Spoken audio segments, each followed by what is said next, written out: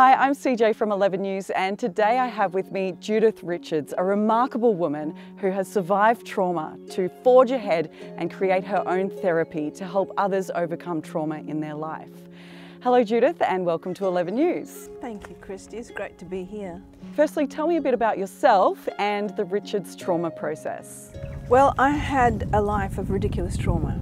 So I was the youngest of 8, we were Catholic. There was violence within the family, not my parents, but just brothers. We had lots of priests who used to come around and stay, and heads of orders of priests, and they enjoyed it. There were lots of children, so I suffered at their hands. I was a magnet from a very young age for unpleasant people, and that went on through my teenagehood. Then I had so many stalkers. Just wherever I went, I was a magnet for lunatics. By the time I was a late teenager, I'd introduced myself. Hi, I'm Jude, I attract violent lunatics. What can I say? It's a gift. Because that was the story of my life, and I worked my way up through the hierarchy of these people until I found myself with a very dreadfully evil person, and I suffered physically and mentally at the hands of this man. And after that, the doctors spent about, so that went on for 9 years. I spent a couple of years having lots of surgery, putting my body back together. The doctors said, you'll be in chronic pain and for the rest of your very short life, you won't be very well. And so I proved them wrong. I thought, you don't know me. Lots of other things happened, which I won't go into, but the result of it was I had to get well. And I suffered eventually from complete PTSD, breakdown, several personalities, living in psychosis. I stayed away from the medical fraternity because I knew there was a way and I would find it. And I had to have enough of my mind clear in order to find that. So I stayed away from pharmaceuticals and hospitals. And I tried to hide, but it's very difficult in a small community. And I would go up and down the street talking 1,000 miles an hour, repeating myself again and again. The teenagers called me the mad beanie woman.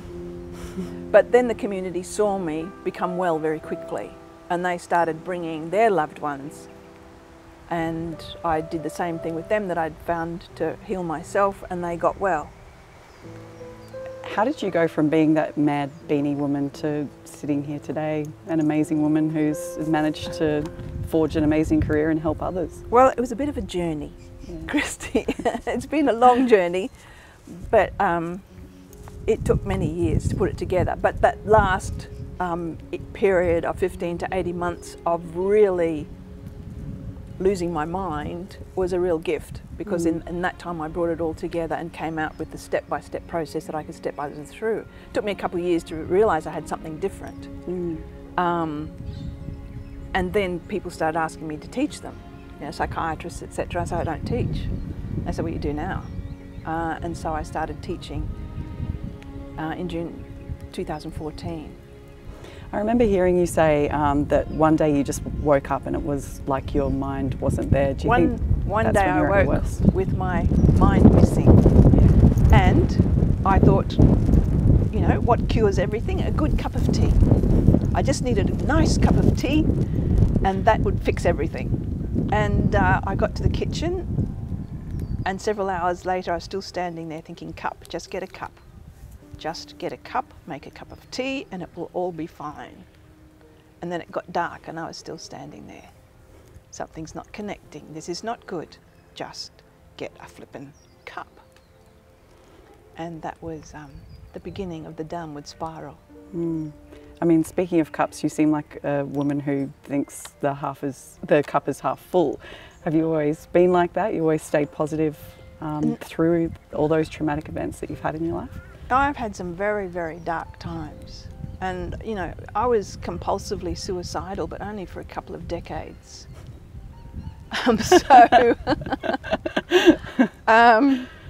It's been pretty dark at times. Yeah, definitely.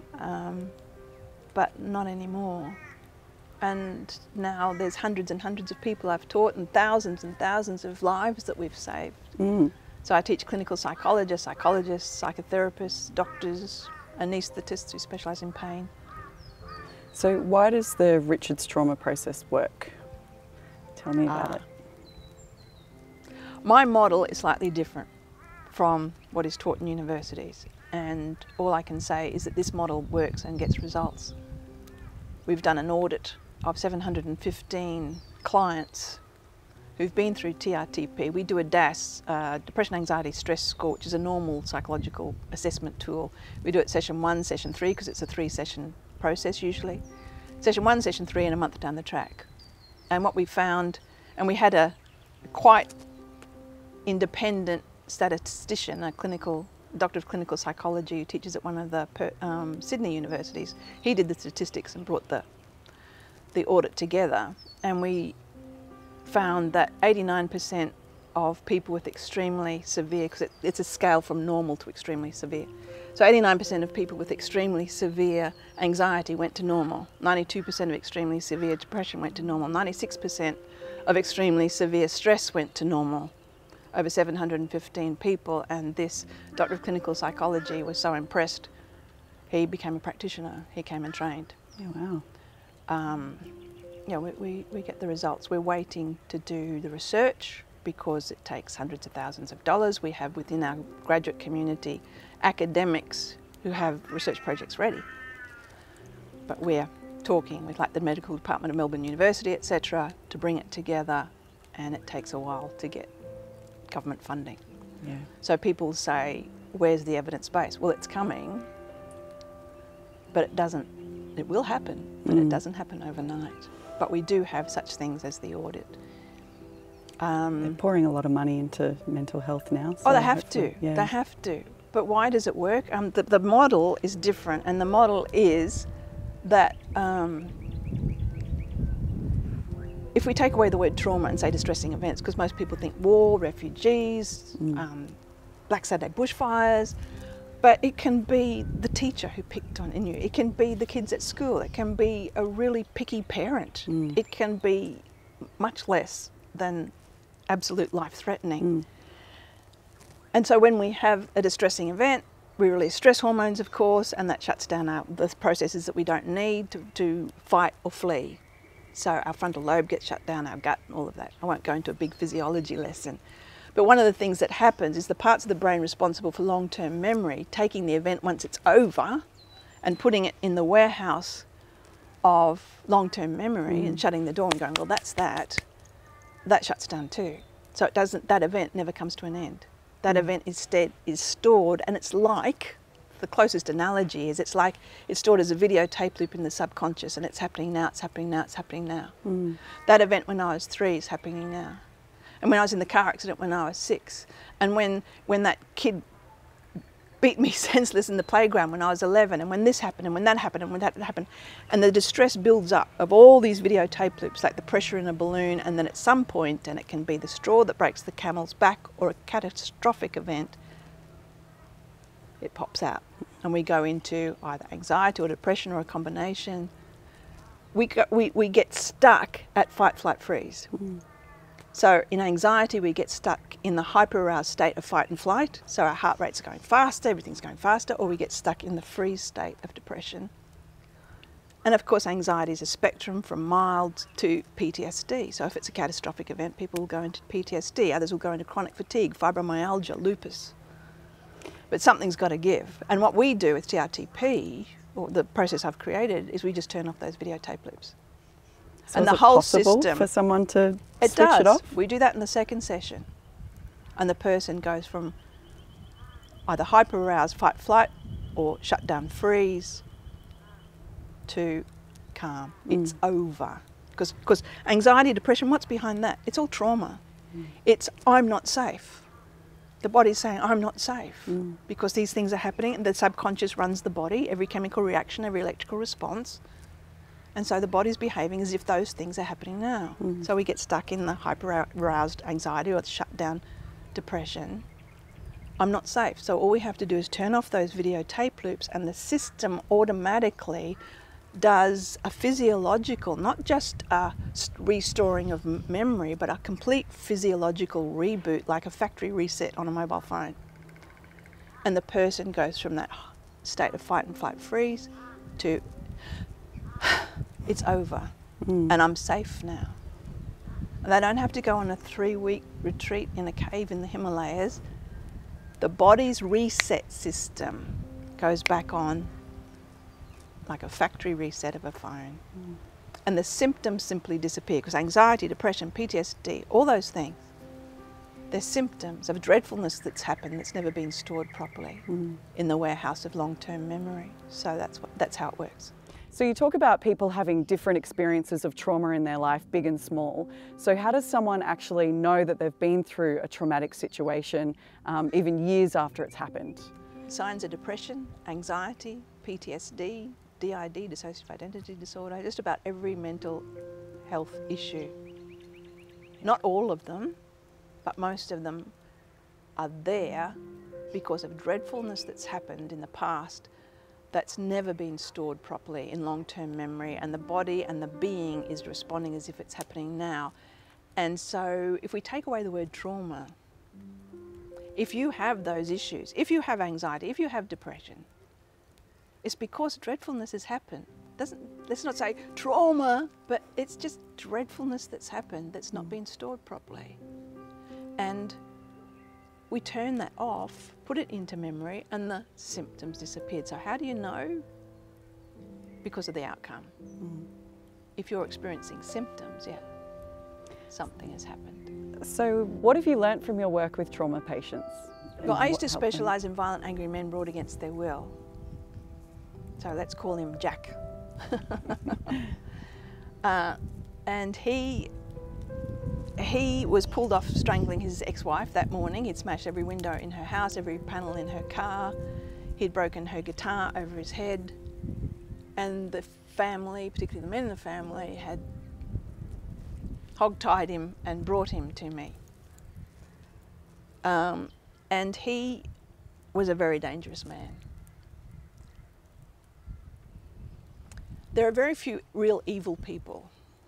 You know, we're talking about domestic violence, and a lot. It's a huge problem. Hurt people hurt people. So it's not rocket science. You turn off the hurt, you take away their hurt, and they stop hurting people. You know, people, you know, some people who are charged with assault are sent to anger management programs.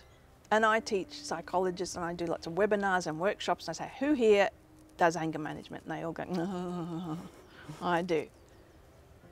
And I do a particular webinar, a workshop on why anger management doesn't work for a lot of people. It's because there's two different types of anger. There's the slow burn of irritation, resentment, and frustration. That works with anger management. Just notice that you're starting to get really tense, that you're clenching your jaw, that you're making a fist. Just notice and step away and do these breathing techniques and become present, and yep. But the rage of trauma, and it's not just an anger, it's a rage, is one of the most difficult symptoms of trauma. And it's like a lit match at petrol. There is no build-up. I'm fine. Bang! And it's like, it's 0 to 1,000 kilometres an hour in a nanosecond. It's like a solar flare that comes from nowhere and destroys everything in its path. And it's a subconscious trigger, and there is no conscious way you can contain that. There's no conscious way you can stop it, because our conscious mind, it's been proven by science, it works 5 to 10% of the day. And it just steps aside and bang! And often the person dissociates and comes back when it's over and sees the damage they've done. And the guilt and the shame and the, you know, a lot of people top themselves at that point because they think, well, my family, the people I love most, are terrified of me, and I am a monster. I am a monster. But that can be turned off, and that's with these guys who I used to see brought against their will, violent, angry men, hell bent on murder. And within one session, it was a longer session, 2.5 hours maybe, they would be safe and everybody would be safe. Mm. And I've followed those men, some for 8 years, some for 9 years, and they've never had a rage event since. Not because they've learned how to manage their rage. They have frustration, irritation, resentment, but not that violent rage, because they're not heard anymore. Mm. So it's just gone, they're not controlling it. Mm-hmm. And people go to mental health professionals and are given techniques. I say to the people who do anger management, do you get frustrated, annoyed, cross? Because these people, these clients come week after week and you've told them what to do and they don't do it, and they've had another enraged episode. So they're just non-compliant. Mm. They just don't want to. So they fail once again and they think, well, there's no point. But you can't turn off the rage of trauma with anger management. There is one way to turn it off, that's turn off those videotape loops. The pain disappears. Mm. The system is rebooted. Self-regulation switches back on, and nobody dies.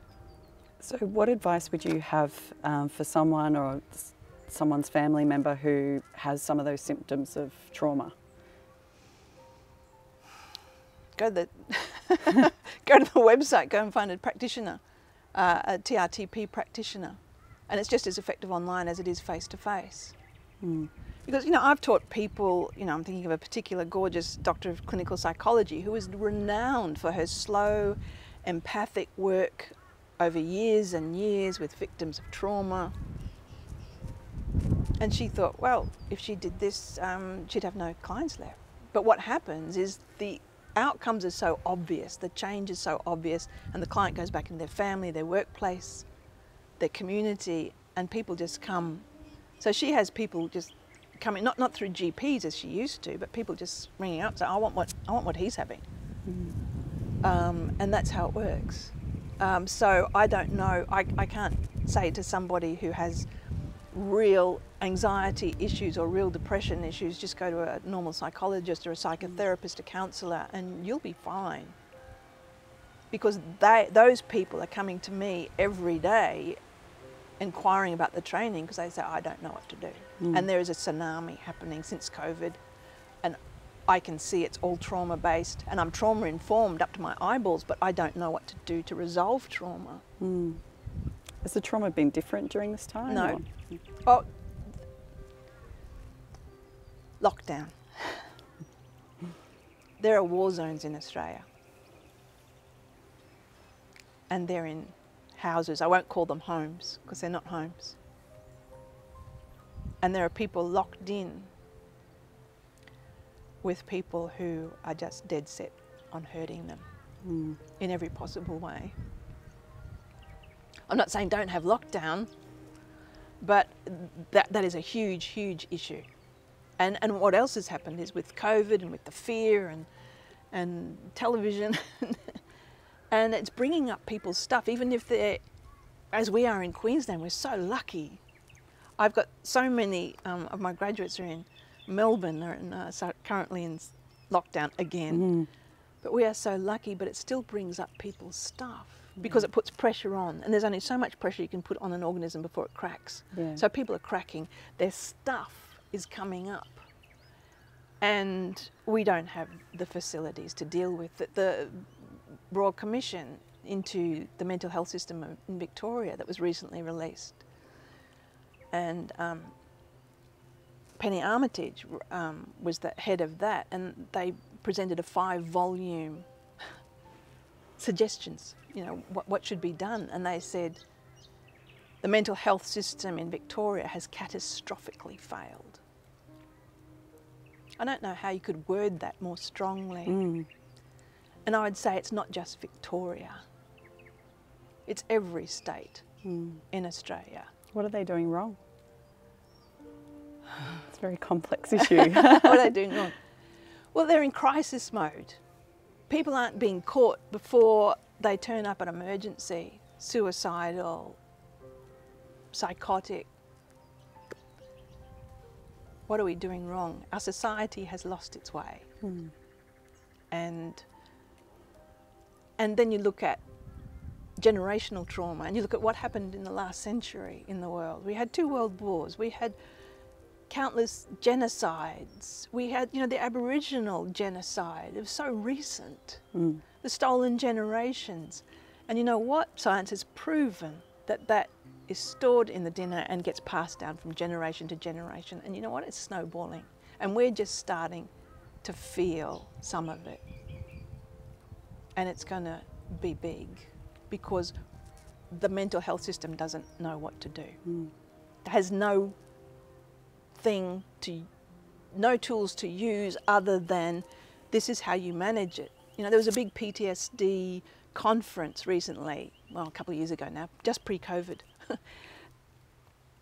near me on the Sunshine Coast, and anybody who was anybody was there. All the big names and organisations in PTSD were there. And I was asked why I didn't go. I said because it was a conversation about how to manage PTSD protocols. Let's just fix it. And the number of people who ring up and say, I've spent $2 million in the last 30 years trying to be well, and I've been to psychiatrists every fortnight and psychologists, and I know everyone's told me there is no cure, I just have to learn to manage the symptoms. And people are still being told that. And most people, that's their reality. So you firmly believe there is a cure? I can put in front of you hundreds of people who are now who don't have any symptoms of PTSD at all. It's not hard to do. And the thing is, we keep doing the same thing again and again, expecting a different result and hoping something will work, and it doesn't work. And so we have a moral obligation to find processes that actually work. The people I work with who are highly educated professional mental health people, right at the tops of their fields, who've looked for decades for something that's effective, say they and gone all over the world looking, that there isn't anything as effective. But if there is, bring it on. Yep. We need anything that is effective, so that doesn't re-traumatise, that's long-lasting and safe. So what we do is on a different model. I'm happy to leave it there. Did you want to add anything else? No. No? Thank you so much for your time. Thank you, Christine.